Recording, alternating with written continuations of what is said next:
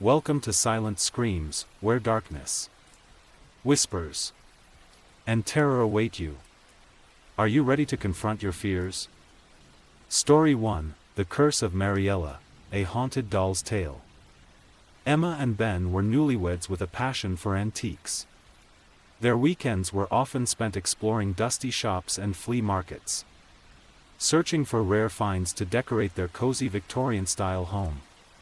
One fateful Sunday, they stumbled upon a secluded antique store at the end of a narrow cobblestone alley. The shop's dimly lit interior smelled of mildew and age, and the air was heavy with an eerie stillness. At the back of the store, Emma's eyes were drawn to a glass case. Inside was a porcelain doll, its delicate features framed by glossy, dark curls. Its lifelike glass eyes seemed to follow Emma's every move. A faded tag tied to the doll's wrist read, "Mariella." The shopkeeper, an elderly man with trembling hands, hesitated when Emma inquired about the doll. "She's not for everyone," he said cryptically. Ignoring his warning, Emma insisted, and soon Mariella was hers. As they left, the shopkeeper muttered under his breath, "Some things should stay forgotten." The first few days with Mariella were uneventful, but Emma began to notice oddities. The doll, placed on a shelf in their living room, always seemed slightly askew. Emma assumed it was Ben moving it, but he swore he hadn't touched it. Then came the whispers. Late at night, as Emma lay in bed, she heard faint murmurs. At first, she dismissed them as the wind or her imagination. But one night, she followed the sound to the living room. There, Mariella sat, her head tilted unnaturally to the side. "Who's there?" Emma whispered, her voice trembling. The whispers stopped, replaced by a chilling silence. The following morning, Emma found a single porcelain finger from Mariella's hand on the floor. She couldn't explain how it had broken. Emma confided in her best friend, Claire, who suggested researching the doll's history. They discovered a legend tied to Mariella. In the early 1900s, the doll had belonged to a wealthy girl named Annabelle Moreau. Annabelle was found dead under mysterious circumstances, and rumors spread that the doll was cursed.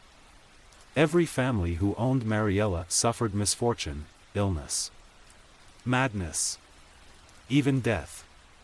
The doll was said to contain the spirit of a vengeful child, doomed to wreak havoc on anyone who dared possess her.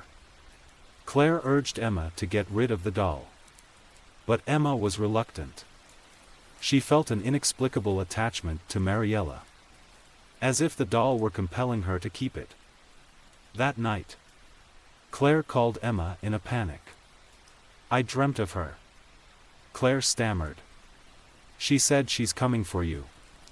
The line went dead. The disturbances escalated. Ben began waking up with scratches on his arms and neck, claiming he felt something crawling on him in his sleep.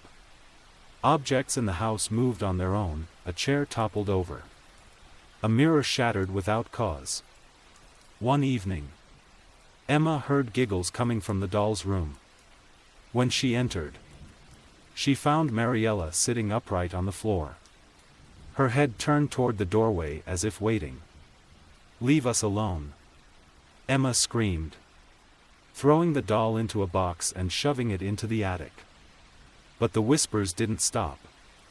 Instead, they grew louder, filling the house with an unrelenting cacophony. Ben begged Emma to get rid of Mariella, but she refused.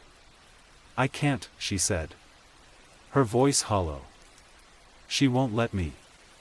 Desperate for answers, Emma visited the antique shop, but the building was abandoned, its windows boarded up.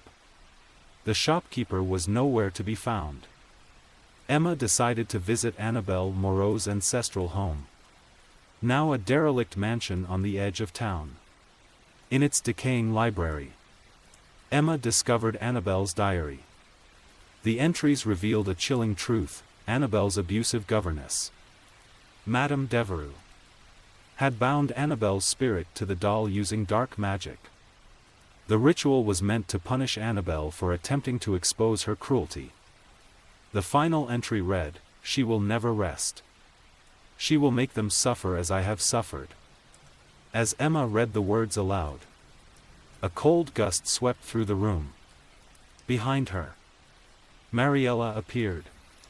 Though Emma had left the doll in the attic, the doll's face twisted into a grotesque smile, and its glass eyes gleamed with malice. Emma fled home, intent on destroying Mariella. She grabbed a hammer and approached the doll. But as she raised it, her body froze. Mariella's voice filled her head, soft and venomous. "You can't destroy me," the voice cooed. "You belong to me now." Ben rushed in, breaking the trance. Together, they doused Mariella in gasoline and set her ablaze in the backyard. The flames roared, consuming the doll's fragile form. But as the fire died, the whispers didn't stop. Instead, they intensified. Weeks later, Emma and Ben moved to a new house, leaving everything behind. But on their first night, Emma awoke to find Mariella sitting on their dresser, her porcelain face unblemished, her glass eyes unblinking. A note was tied to her wrist, written in a child's scrawl. "You can't escape me." The whispers began anew, louder than ever. And this time, there would be no escape. Story 2: The Curse of Eleanor's Doll. It began with an auction, a room filled with antique enthusiasts, bargain hunters, and the occasional collector of the macabre. Emily Grayson had no interest in haunted artifacts or supernatural lore. She was there for her grandmother, an avid doll collector. While perusing the lots, Emily's attention was caught by a peculiar item, a porcelain doll with delicate, hand-painted features, dressed in a faded lace gown. Its glass eyes seemed almost too lifelike, glinting under the dim auction lights. The auctioneer described it as Eleanor's doll, once owned by a Victorian child rumored to have died tragically. Emily, moved by an unexplainable urge, raised her paddle. When the hammer fell, the doll was hers. The whispers started that night. Emily placed the doll on the mantelpiece in her guest room, intending to send it to her grandmother the following week. That night, as she lay in bed, she heard faint giggles. She dismissed it as her imagination, amplified by the eerie storm raging outside. But the whispers grew louder. Words, unintelligible yet insistent, seemed to emanate from the walls. When Emily entered the guest room to investigate, the whispers stopped. The doll sat on the mantel, its head tilted slightly, as though it had been watching her. The next morning, Emily found muddy footprints leading from the guest room to her own bedroom door. Emily tried to dismiss the events as stress-induced hallucinations, but the doll's presence became increasingly malevolent. A friend, Samantha, visited and jokingly teased Emily about her haunted purchase. That night, Samantha woke up screaming, claiming she had seen the doll crawling toward her. The next day, Samantha left without a word. She wouldn't answer Emily's calls or texts. Soon, Emily began to see fleeting movements in her peripheral vision, a shadow darting across the hallway, the doll's head turning ever so slightly.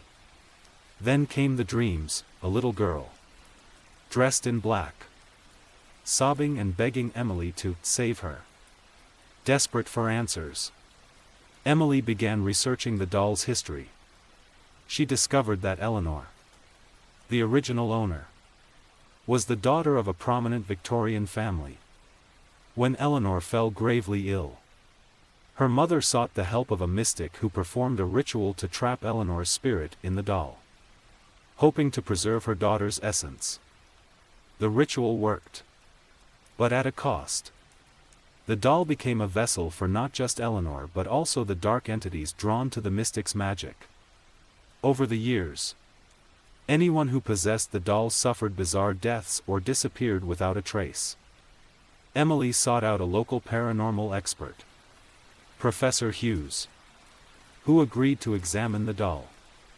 The professor warned her not to keep it in her house. "It's a beacon for something far worse than just a child's ghost," he said. That night, Emily heard scratching at her bedroom door. When she opened it, the doll sat in the hallway, its face twisted into an unnatural grin. Emily decided she had to destroy the doll. She brought it to an abandoned quarry and set it alight. As the flames consumed the doll, she heard a high-pitched scream, followed by silence. For a moment, she thought it was over. But when she returned home, the doll was sitting on her kitchen table, pristine and untouched by fire. Its eyes seemed to mock her.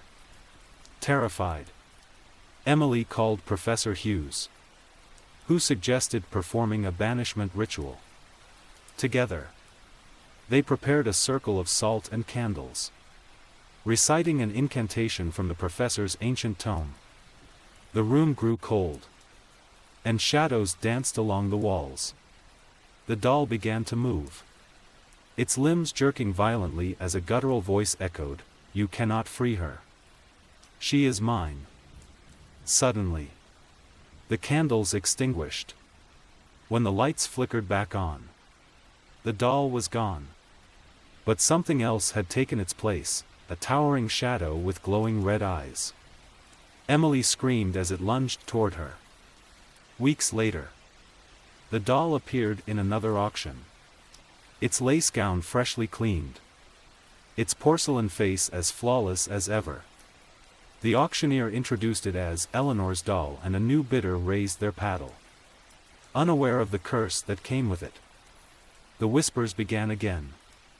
Story 3: The Cursed Doll of Briarwood Manor. Lena had always been fascinated by antiques. Every weekend, she roamed estate sales and flea markets, hunting for hidden treasures. When she stumbled upon the porcelain doll at an old estate auction, she was instantly captivated. The doll was exquisite, dressed in a tattered lace gown with piercing glass eyes that seemed to follow her every move. Its crimson lips were curved in a faint, eerie smile. An authentic Victorian piece, the auctioneer had claimed. Lena won it for a steal. That night, as she placed the doll on her mantel, she felt a chill creep up her spine. The room seemed darker, the air heavier, shaking off the unease. She laughed to herself. "It's just a doll," she whispered. But her voice betrayed her discomfort. The first night with the doll in her home was restless. Lena was jolted awake at 3 a.m. by faint whispers echoing through her apartment. Groggy, she stumbled into the living room, convinced the TV had been left on. But the screen was blank. The whispers persisted, growing louder. They seemed to come from the doll. Its head was slightly tilted, though Lena distinctly remembered positioning it upright. Heart pounding, she placed the doll in a storage box and shoved it into the closet. "I'll deal with you in the morning," she muttered, slamming the door shut. But sleep didn't come. The whispers turned to soft giggles, echoing from the closet. Then came a loud thump. When Lena opened the closet, the doll was no longer in the box. It sat on the top shelf, its glass eyes gleaming. The next day, Lena researched the doll's origins. She visited the auction house and learned it came from Briarwood Manor, a long-abandoned estate infamous for its dark history. "That doll?" the auctioneer asked, his face pale. "It belonged to Clara Briarwood, the youngest daughter of the family. Legend says she was obsessed with it, even in death."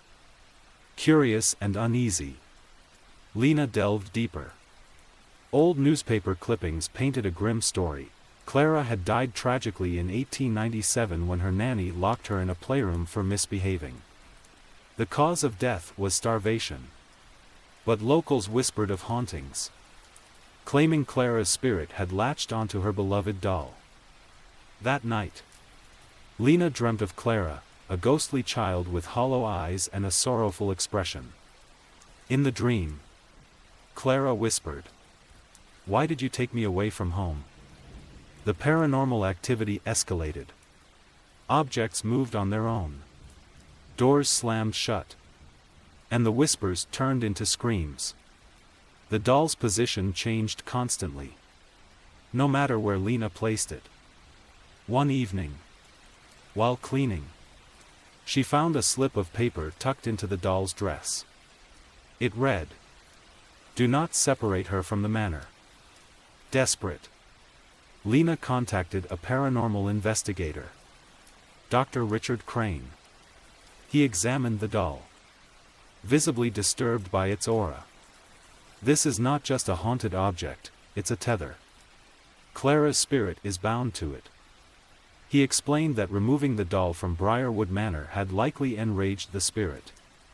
"You need to return it," he warned, "before it's too late." Determined to end the nightmare, Lena drove to Briarwood Manor the following night. The house was decrepit, its windows shattered and walls covered in ivy. Inside, the air was thick with decay and sorrow. Guided by Clara's whispers, Lena found the playroom. It was eerily preserved, as if waiting for its occupant to return. In the center of the room was a small rocking chair. Trembling, Lena placed the doll on it. Suddenly, the temperature dropped, and a cold wind howled through the room. Shadows writhed on the walls, forming the shape of a young girl. Clara's ghost appeared, her translucent face both grateful and mournful. "Thank you," she whispered, her voice echoing like a distant melody. But as Lena turned to leave, the door slammed shut. Clara's expression darkened, her once kind eyes burning with rage. "You can't leave me," the spirit hissed. Lena screamed, pounding on the door as the room closed in around her. Shadows clawed at her, pulling her toward the doll. The investigator's warning echoed in her mind, "Before it's too late." Desperate, Lena grabbed the doll and hurled it into the fireplace.